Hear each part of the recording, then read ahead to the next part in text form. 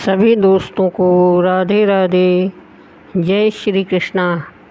आज हम आपके लिए लेकर आए हैं श्री भागवत गीता के दूसरे अध्याय का महात्म्य। दूसरे अध्याय में श्री भगवान कहते हैं, लक्ष्मी, प्रथम अध्याय के महात्म्य का उत्तम उपाख्यान मैंने तुम्हें सुना दिया। अब अन्य अध्यायों के महात्म्य श्रवण करो। दक्षिण दिशा में वेद वेता ब्राह्मणों के पुंदरपुर नामक नगर में श्रीमान देव शर्मा नामक एक विद्वान ब्राह्मण रहते थे। वे अतिथियों के पूजक, स्वाध्यायशील, वेद शास्त्रों के विशेषज्ञ, यज्ञों का अनुष्ठान करने वाले और तपस्वियों के सदा ही प्रिय थे। उन्होंने उत्तम द्रव्यों के द्वारा अग्नि में हवन करके दीर्घ काल तक देवताओं को तृप्त किया, किंतु उन धर्मात्मा ब्राह्मण को कभी सदा रहने वाली शांति न मिली। वे परम कल्याण में तत्व का ज्ञान प्राप्त करने की इच्छा से प्रतिदिन प्रचुर सामग्रियों के द्वारा सत्य संकल्प वाले तपस्वियों की सेवा करने लगे। इस प्रकार शुभ आचरण करते हुए उन्हें बहुत समय बीत गया। उसके बाद में एक दिन पृथ्वी पर उनके समक्ष एक त्यागी महात्मा प्रकट हुए। वे पूर्ण अनुभवी, आकांक्षा रहित, नासिका के अग्रभाग पर दृष्टि रखने वाले तथा शांत चित्त थे। निरंतर परमात्मा के चिंतन में संलग्न हो वे सदा आनंद विभोर रहते थे। देव शर्मा ने उन नित्य संतुष्ट तपस्वी को शुद्ध भाव से प्रणाम किया और पूछा, महात्मन, मुझे शांतिमयी स्थिति कैसे प्राप्त होगी? तब उन आत्मज्ञानी संत ने देव शर्मा को सोपुर ग्राम के निवासी मित्रवान का, जो बकरियों को चराता था, परिचय दिया और कहा, वही तुम्हें उपदेश देगा। यह सुनकर देव शर्मा ने महात्मा के चरणों की वंदना की और समृद्धिशाली सोपुर ग्राम में पहुंचकर उसके उत्तर भाग में एक विशाल वन देखा। उसी वन में नदी के किनारे एक शिला पर मित्रवान बैठा था। उसके नेत्र आनंद तरीके से निश्चल हो रहे थे। वह अपलक दृष्टि से देख रहा था। वह स्थान आपस का स्वाभाविक बैर छोड़कर के एकत्रित हुए परस्पर विरोधी जंतुओं से घिरा था। वहाँ उद्यान में मंद मंद वायु चल रही थी। मृगों के झुंड शांत भाव से बैठे थे और मित्रवान दया भरी हुई, आनंद भई, मनोहारिणी दृष्टि से पृथ्वी पर मानो अमृत छिड़क रहा था। इस रूप में उसे देखकर देव शर्मा का मन प्रसन्न हो गया। वे उत्सुक होकर बड़ी विनय के साथ मित्रवान के पास गए। मित्रवान ने भी अपने मस्तक को किंचित नवाकर देव शर्मा का सत्कार किया। तदंतर विद्वान देव शर्मा अनन्य चित्त से मित्रवान के समीप गए और जब उसके ध्यान का समय समाप्त हो गया, उस समय उन्होंने अपने मन की बात पूछी। महाभाग, मैं आत्मा का ज्ञान प्राप्त करना चाहता हूँ। मेरे इस मनोरथ की पूर्ति के लिए मुझे किसी ऐसे उपाय का उपदेश कीजिए जिसके द्वारा सिद्धि प्राप्त हो चुकी हो। देव शर्मा की बात सुनकर मित्रवान ने एक क्षण तक कुछ विचार किया। उसके बाद इस प्रकार कहा, विद्वान, एक समय की बात है। मैं वन के भीतर बकरियों की रक्षा कर रहा था। इतने में ही एक भयंकर व्याघ्र पर मेरी दृष्टि पड़ी, जो मानो सबको ग्रस लेना चाहता था। मैं मृत्यु से डरता था, इसलिए व्याघ्र को आते देख बकरियों के झुंड को आगे करके वहाँ से भाग गया। किंतु एक बकरी तुरंत ही सारा भय छोड़कर नदी के किनारे उस बाघ के पास बेरोक टोक चली गई। फिर तो व्याघ्र भी द्वेष छोड़कर चुपचाप खड़ा हो गया। उसे इस अवस्था में देखकर बकरी बोली, व्याघ्र, तुम्हें तो अविष्ट भोजन प्राप्त हुआ है। मेरे शरीर से मांस निकालकर प्रेम पूर्वक खाओ ना। तुम इतनी देर से खड़े क्यों हो? तुम्हारे मन में मुझे खाने का विचार क्यों नहीं हो रहा है?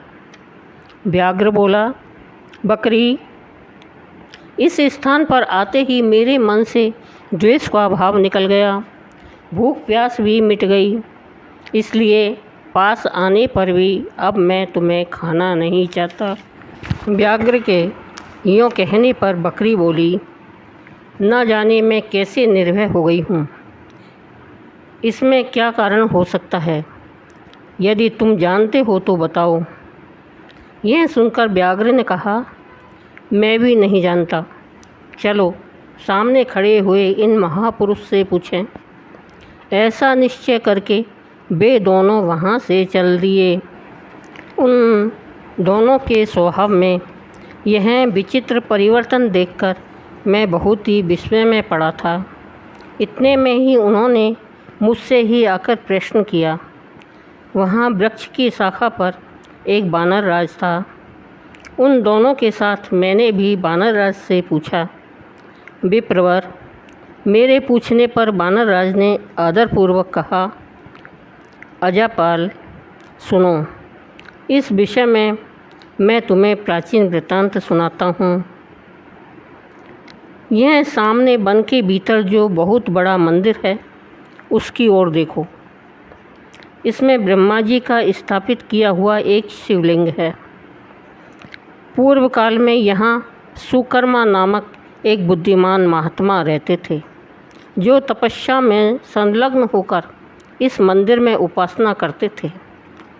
वे वन में से फूलों का संग्रह कर लाते और नदी के जल से पूजनीय भगवान शंकर को स्नान कराकर उन्हीं से उनकी पूजा किया करते थे। इस प्रकार आराधना का कार्य करते हुए सुकर्मा यहाँ निवास करते थे। बहुत समय के बाद उनके समीप किसी अतिथि का आगमन हुआ। सुकर्मा ने भोजन के लिए फल लाकर अतिथि को अर्पण किया और कहा, विद्वान, मैं केवल तत्व ज्ञान की इच्छा से भगवान शंकर की आराधना करता हूँ। आज इस आराधना का फल परिपक्व होकर मुझे मिल गया, क्योंकि इस समय आप जैसे महापुरुष ने मुझ पर अनुग्रह किया है। सुकर्मा के ये मधुर वचन सुनकर तपस्या के धनी महात्मा अतिथि को बड़ी प्रसन्नता हुई। उन्होंने एक शिलाखंड पर गीता का दूसरा अध्याय लिख दिया और ब्राह्मण को उसके पाठ एवं अभ्यास के लिए आज्ञा देते हुए कहा, ब्राह्मण, इससे तुम्हारा आत्मज्ञान संबंधी मनोरथ अपने आप सफल हो जाएगा। यूँ कहकर वे बुद्धिमान तपस्वी सुकर्मा के सामने ही उनके देखते देखते अंतर्ध्यान हो गए। सुकर्मा विस्मित होकर उनके आदेश के अनुसार निरंतर गीता के द्वितीय अध्याय का अभ्यास करने लगा। उसके बाद दीर्घ काल के पश्चात अंतःकरण शुद्ध होकर उन्हें आत्मज्ञान की प्राप्ति हुई। फिर वे जहाँ जहाँ गए वहाँ वहाँ तपोवन शांत हो गया। उनमें शीत, उष्ण और राग द्वेष आदि की बाधाएं दूर हो गई। इतना ही नहीं, उन स्थानों में भूख प्यास का कष्ट भी जाता रहा तथा भय का सर्वथा अभाव हो गया। यह सब द्वितीय अध्याय का जप करने वाले सुकर्मा ब्राह्मण की तपस्या का ही प्रभाव समझो। मित्रवान कहता है, बानर राज के यूँ कहने पर मैं प्रसन्नतापूर्वक बकरी और बाघ के साथ उस मंदिर की ओर गया। वहाँ जाकर शिलाखंड पर लिखे हुए गीता के 2 अध्याय को मैंने देखा और पढ़ा। उसी की आवृत्ति करने से मैंने तपस्या का पार पा लिया है। अतः भद्रपुरुष, तुम भी सदा 2 अध्याय की आवृत्ति किया करो। ऐसा करने पर मुक्ति तुमसे दूर नहीं रहेगी। श्री भगवान कहते हैं, प्रिय मित्रवान के इस प्रकार आदेश देने पर देव शर्मा ने उसका पूजन किया और उसे प्रणाम करके पुरंदरपुर की राह ली। वहाँ किसी देवालय में पूर्वोक्त आत्मज्ञानी महात्मा को पाकर उन्होंने यह सारा वृत्तांत निवेदन किया और सबसे पहले उन्हीं से 2 अध्याय को पढ़ा। उनसे उपदेश पाकर शुद्ध अंतःकरण करने वाले देव शर्मा प्रतिदिन बड़ी श्रद्धा के साथ 2 अध्याय का पाठ करने लगे। तब से उन्होंने अनवद्य परम पद को प्राप्त कर लिया। हे लक्ष्मी, यह 2 अध्याय का उपाख्यान कहा गया है। 2 अध्याय।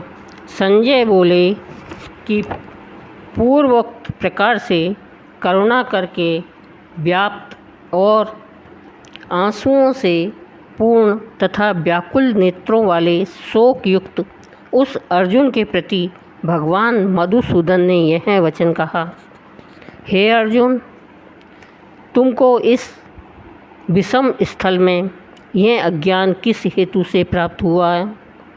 क्योंकि यह न तो श्रेष्ठ पुरुषों से आचरण किया गया है और न ही स्वर्ग को देने वाला है, न कीर्ति को करने वाला है। इसलिए हे अर्जुन, नपुंसकता को मत प्राप्त हो, यह तेरे योग्य नहीं है।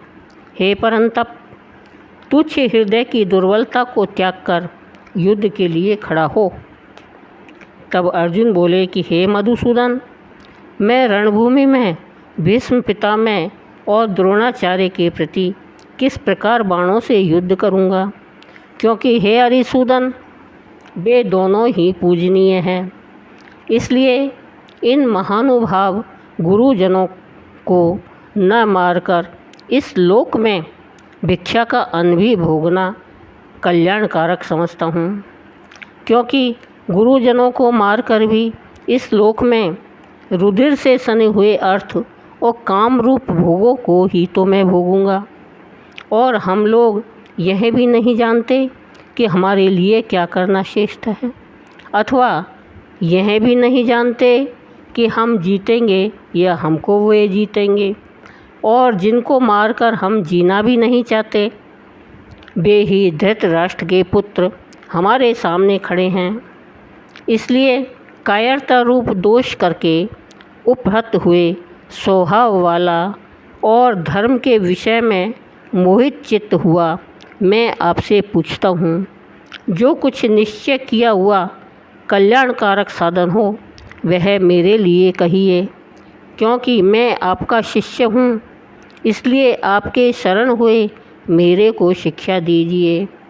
क्योंकि भूमि में निष्कंटक धन धान्य संपन्न राज्य को और देवताओं के स्वामीपने को प्राप्त होकर मैं भी उस उपाय को नहीं देखता हूँ जो कि मेरी इंद्रियों के सुखाने वाले शौक को दूर कर सके।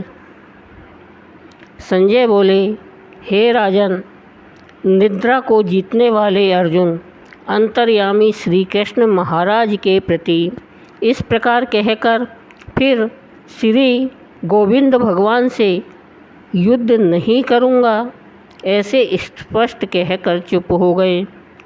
उसके उपरांत हे भरतवंशी धृतराष्ट्र, अंतर्यामी श्री कृष्ण महाराज ने दोनों सेनाओं के बीच में उस शोकयुक्त अर्जुन को हंसते हुए यह वचन कहे, हे अर्जुन, तू न शोक करने योग्यों के लिए शोक करता है और पंडितों के से वचनों को कहता है, परंतु पंडित जन जिनके प्राण चले गए हैं उनके लिए और जिनके प्राण नहीं गए हैं उनके लिए भी शोक नहीं करते हैं, क्योंकि आत्मा नित्य है, इसलिए शोक करना अयुक्त है।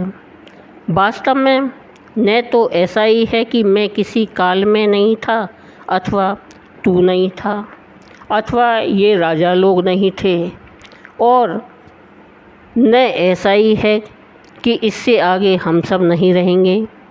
किंतु जैसे जीवात्मा की इस देह में कुमार, युवा और वृद्धावस्था होती है, वैसे ही अन्य शरीर की प्राप्ति होती है। उस विषय में धीर पुरुष नहीं मोहित होता है, अर्थात जैसे कुमार, युवा और जरावस्था रूप स्थूल शरीर का विकार अज्ञान से आत्मा में भासता है, वैसे ही एक शरीर से दूसरे शरीर को प्राप्त होना रूप सूक्ष्मधारी का विकार भी अज्ञान से ही आत्मा में भासता है। इसलिए तत्व को जानने वाला धीर पुरुष इस विषय में नहीं मोहित होता है। हे कुंती पुत्र, सर्दी, गर्मी और सुख दुख को देने वाले इंद्रिय और विषयों के संयोग तो क्षणभंगुर और अनित्य है। इसलिए हे भरतवंशी अर्जुन, उनको तू सहन कर, क्योंकि पुरुष श्रेष्ठ दुख सुख को समान समझने वाले जिस धीर पुरुष को ये इंद्रियों के विषय व्याकुल नहीं कर सकते, वह मोक्ष के लिए सदा योग्य होता है। और हे अर्जुन, असत्य वस्तु का तो अस्तित्व ही नहीं है और सत्य का अभाव नहीं है। इस प्रकार इन दोनों का ही तत्वज्ञानी पुरुषों द्वारा देखा गया है। इस न्याय के अनुसार नाश रहित तो उसको जान कि जिससे यह संपूर्ण जगत व्याप्त है, क्योंकि इस अविनाशी का विनाश करने को कोई भी समर्थ नहीं है। और इस नाश रहित अप्रमेय नित्य स्वरूप जीवात्मा के ये सब शरीर नाशवान कहे गए हैं।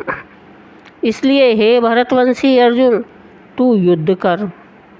जो इस आत्मा को मारने वाला समझता है तथा जो इसको मरा मानता है, वे दोनों ही नहीं जानते हैं, क्योंकि यह आत्मा न मरता है और न मारा जाता है। यह आत्मा किसी काल में भी न जन्मता है और न मरता है, अथवा न यह आत्मा हो करके फिर होने वाला है, क्योंकि यह अजन्मा, नित्य, शाश्वत और पुरातन है। शरीर के नाश होने पर भी यह नाश नहीं होता है। हे प्रथापुत्र अर्जुन, जो पुरुष इस आत्मा को नाश रहित, नित्य, अजन्मा और अव्यय जानता है, वह पुरुष कैसे किसको मरवाता है और कैसे किसको मारता है।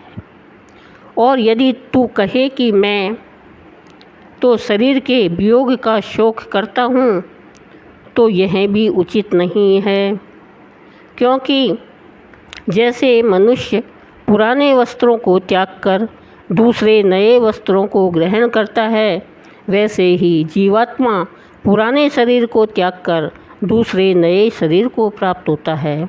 हे अर्जुन, इस आत्मा को शस्त्र आदि नहीं काट सकते हैं और इसको आग नहीं जला सकती और इसको जल गीला नहीं कर सकता है और वायु नहीं सुखा सकती है, क्योंकि यह आत्मा अच्छेद्य है और यह आत्मा अदाहद है, अकेलद है और अशुष्य है, तथा यह आत्मा निसंदेह ही नित्य, सर्वव्यापक, अचल, स्थिर रहने वाला और सनातन है।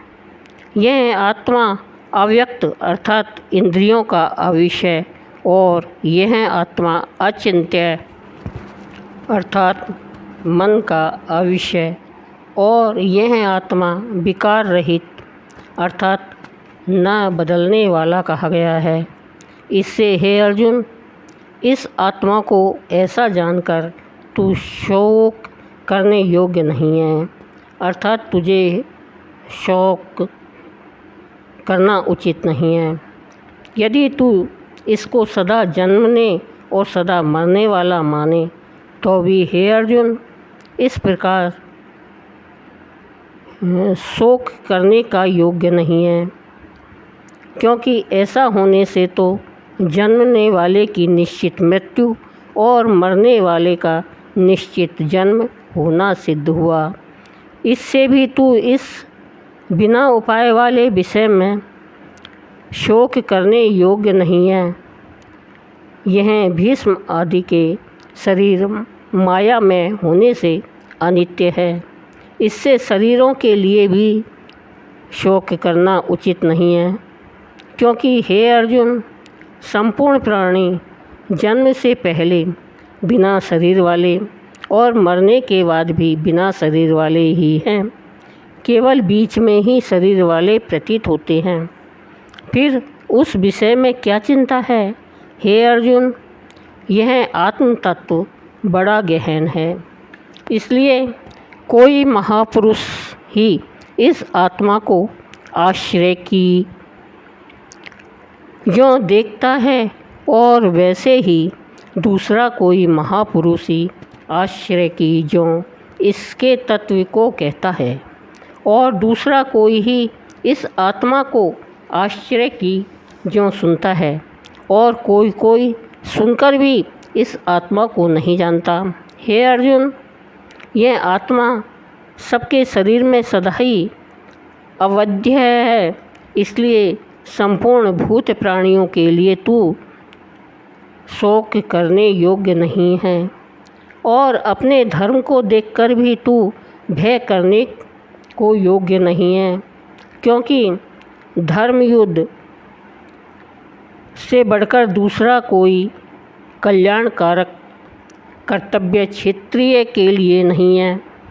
हे पार्थ अपने आप प्राप्त हुए और खुले हुए स्वर्ग के द्वार रूप इस प्रकार के युद्ध को भाग्यवान क्षत्रिय लोग ही पाते हैं, और यदि तू इस धर्मयुक्त संग्राम को नहीं करेगा तो स्वधर्म को और कीर्ति को खोकर पाप को प्राप्त होगा, और सब लोग तेरी बहुत काल तक रहने वाली अपकीर्ति को भी कथन करेंगे, और वह अपकीर्ति माननीय पुरुष के लिए मरण से भी अधिक बुरी होती है। और जिनके तू बहुत माननीय होकर भी अब तुच्छता को प्राप्त होगा, वे महारथी लोग तुझे भय के कारण युद्ध से उपराम हुआ मानेंगे, और तेरे बैरी लोग तेरे सामर्थ्य की निंदा करते हुए बहुत से न कहने योग्य वचनों को कहेंगे। फिर उससे अधिक दुख क्या होगा? इससे युद्ध करना तेरे लिए सब प्रकार से अच्छा है, क्योंकि या तो मरकर स्वर्ग को प्राप्त होगा अथवा जीतकर पृथ्वी को भोगेगा। इससे हे अर्जुन युद्ध के लिए निश्चय वाला होकर खड़ा हो। यदि तुझे स्वर्ग तथा राज्य की इच्छा न हो तो भी सुख दुख लाभ हानि और जय पराजय को समान समझकर उसके उपरांत युद्ध के लिए तैयार हो।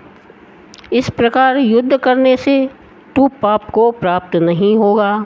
हे पार्थ यह बुद्धि तेरे लिए ज्ञान योग के विषय में कही गई है, और इसी को अब निष्काम कर्म योग के विषय में तू सुन।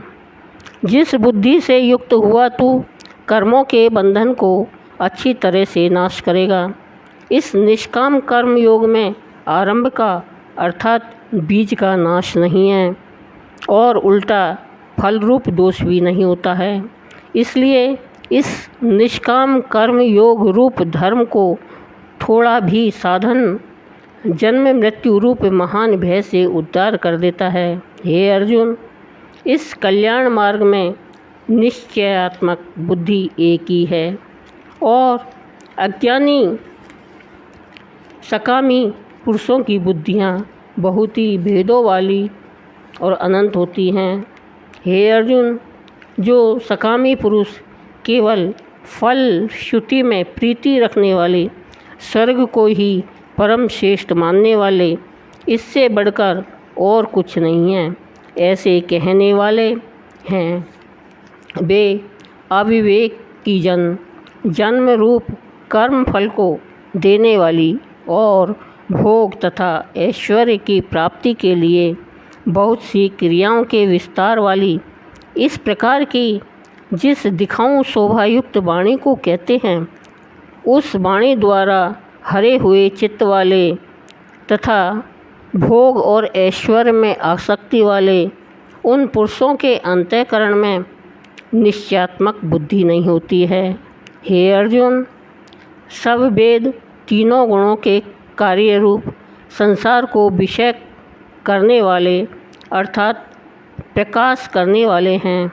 इसलिए तू असंसारी अर्थात निष्कामी और सुख दुखादि द्वंद्वों से रहित नित्य वस्तु में स्थित तथा भोग क्षेम को न चाहने वाला और आत्मपरायण हो, क्योंकि मनुष्य का सब ओर से परिपूर्ण जलाशय के प्राप्त होने पर छोटे जलाशय में जितना प्रयोजन रहता है, अच्छी प्रकार ब्रह्म को जानने वाले ब्राह्मण का भी सब वेदों में उतना ही प्रयोजन रहता है। अर्थात जैसे बड़े जलाशय के प्राप्त हो जाने पर जल के लिए छोटे जलाशयों की आवश्यकता नहीं रहती, वैसे ही ब्रह्मानंद की प्राप्ति होने पर आनंद के लिए वेदों की आवश्यकता नहीं रहती। इससे तेरा कर्म करने मात्र में ही अधिकार होवे, फल में कभी नहीं, और तू कर्मों के फल की वासना वाला भी मत हो तथा तेरी कर्म न करने में भी प्रीति न होवे। हे धनंजय, आसक्ति को त्याग कर तथा सिद्धि और असिद्धि में समान बुद्धि वाला होकर योग में स्थित हुआ कर्मों को कर। यह समत्व भाव है और इसे ही समत्व भाव ही योग के नाम से कहा जाता है। इस समत्व रूप बुद्धि योग से सकाम कर्म अत्यंत तुच्छ है।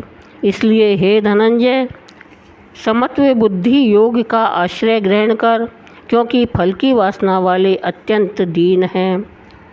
समत्व बुद्धि युक्त पुरुष पुण्य पाप दोनों को इस लोक में ही त्याग देता है, अर्थात उनसे लिपायमान नहीं होता। इससे समत्व बुद्धि योग के लिए ही चेष्टा कर।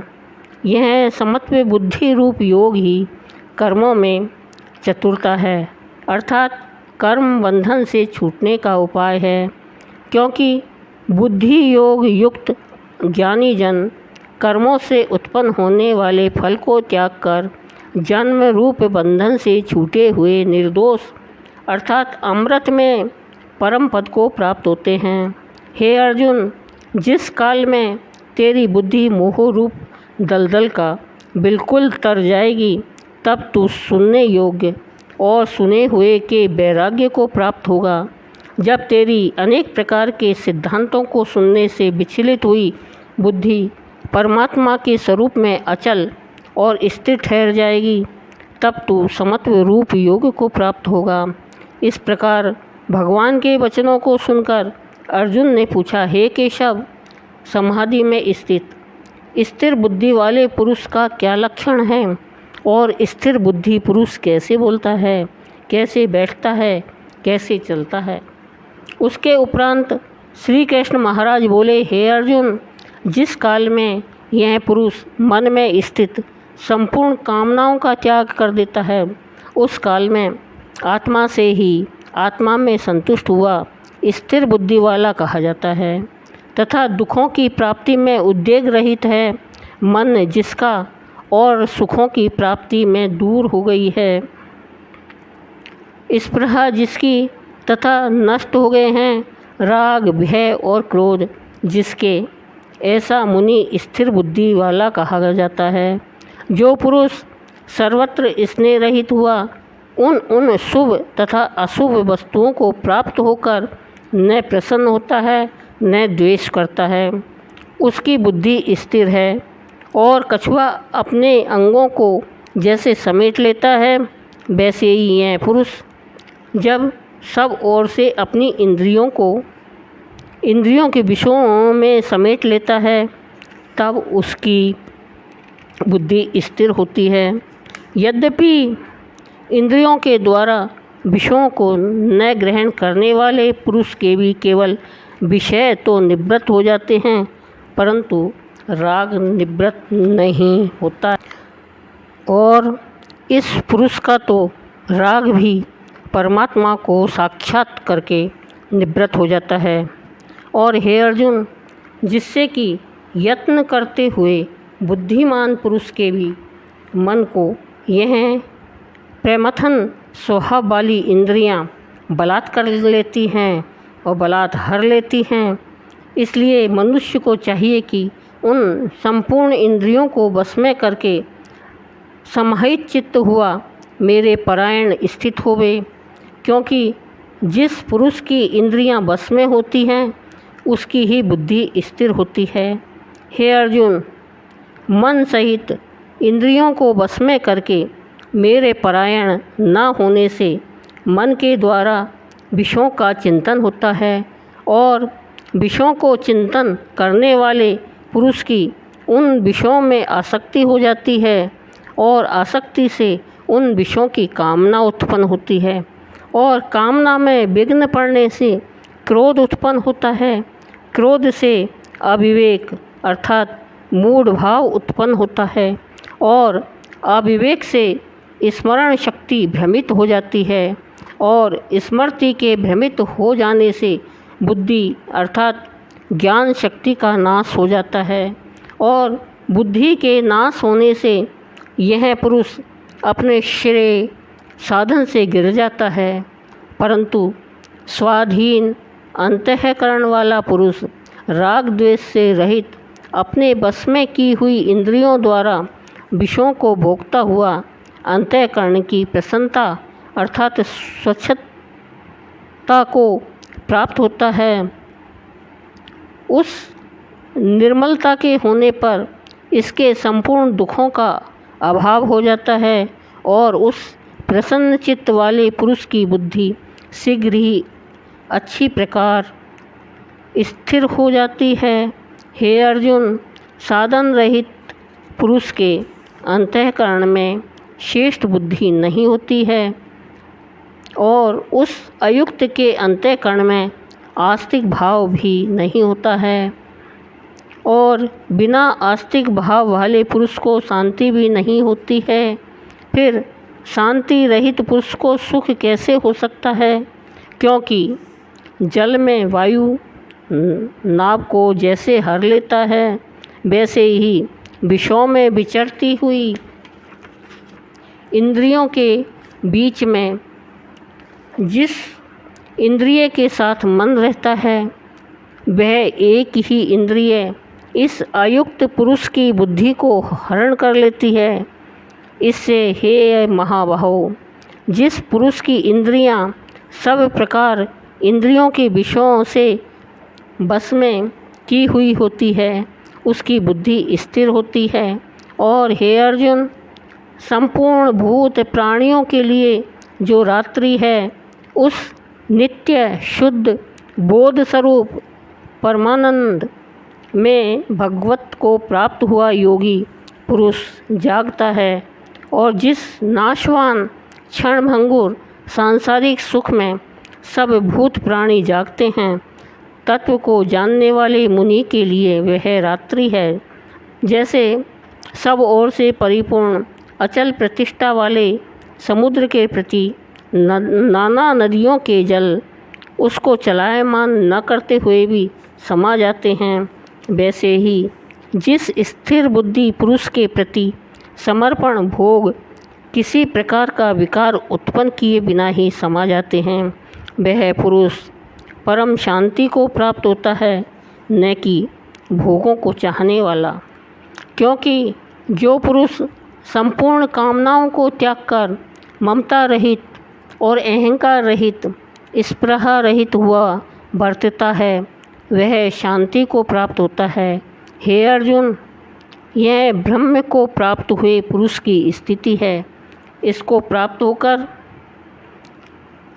योगी कभी मोहित नहीं होता है और अंत काल में भी इस निष्ठा में स्थित होकर ब्रह्मानंद को प्राप्त हो जाता है। बोलो श्री कृष्ण भगवान की जय।